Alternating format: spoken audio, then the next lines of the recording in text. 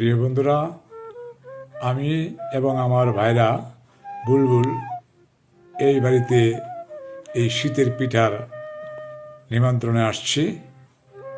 আমরা অনেকক্ষণ আগেই আসছি, প্রায় 15-20 মিনিট হলো।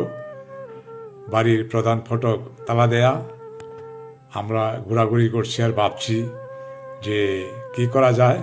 প্রিয় বন্ধুরা, দেখতে পাচ্ছেন বুলবুল দাঁড়িয়ে চিন্তা করছে কী করা যায়। প্রায় 20 মিনিট হলো।